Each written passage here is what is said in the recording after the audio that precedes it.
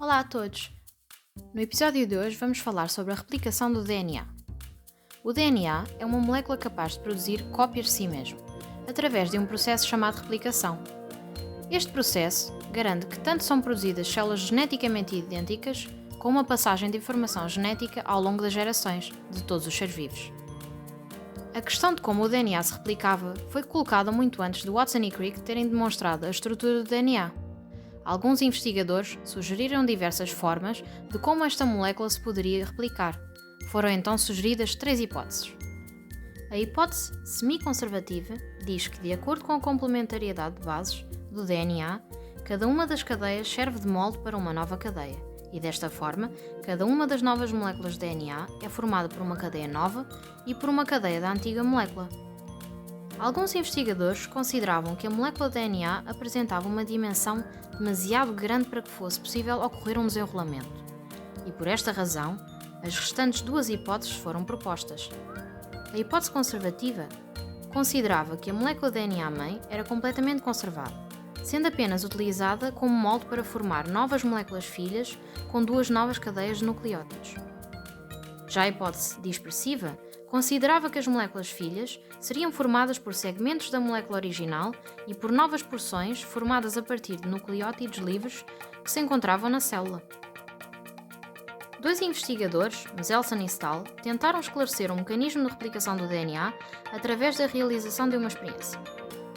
Eles cultivaram bactérias num meio de cultura com azoto 15 e estas incorporaram esse azoto nos seus nucleótidos, produzindo DNA com uma maior densidade, acabando por se depositar mais no fundo do tubo de ensaio após a centrifugação.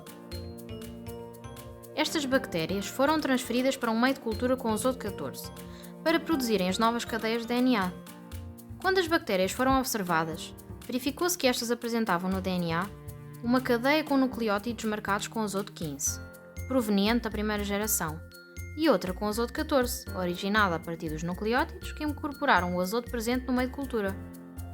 Assim, as moléculas de DNA demonstraram uma densidade intermédia entre DNA com azoto 15 e com azoto 14.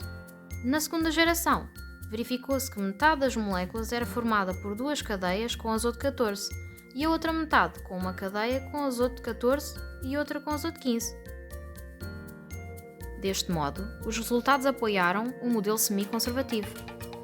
Os restantes modelos não puderam ser apoiados, pois para o modelo conservativo deveriam ser observados 2 tipos de moléculas de DNA, uma apenas com azoto 15 nos nucleótidos das cadeias e outra com apenas azoto 14.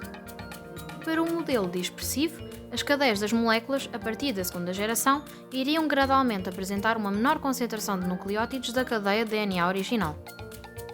Agora que já conhece a maneira como a replicação do DNA ocorre, será mais fácil explicar o processo.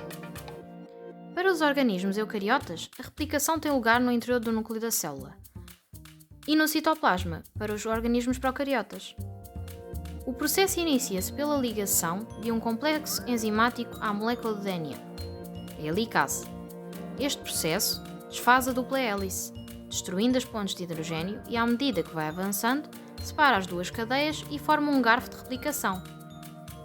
Uma vez separadas, uma enzima denominada primase inicia o processo, produzindo um segmento de RNA, um primer, marcando o início para a construção da nova cadeia.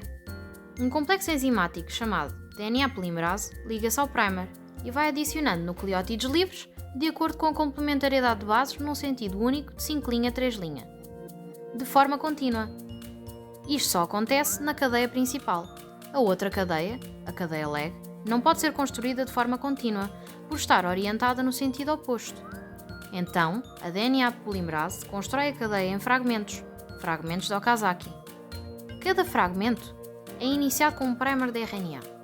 Depois, a DNA polimerase adiciona uma cadeia curta de base no sentido 5' a 3'.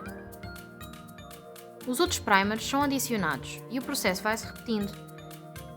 Assim que as cadeias são terminadas, a enzima hexonuclease vai percorrê-las e vai remover os primers, dando lugar à DNA polimerase para preencher com nucleótidos de DNA as falhas deixadas para trás. Finalmente, a enzima DNA ligase percorre ambas as cadeias duplas e liga todos os fragmentos das novas cadeias, dando origem a cadeias duplas contínuas. E assim terminamos este episódio. O próximo episódio vai abordar o tema da síntese proteica e do código genético. Espero que tenhas gostado. Até já!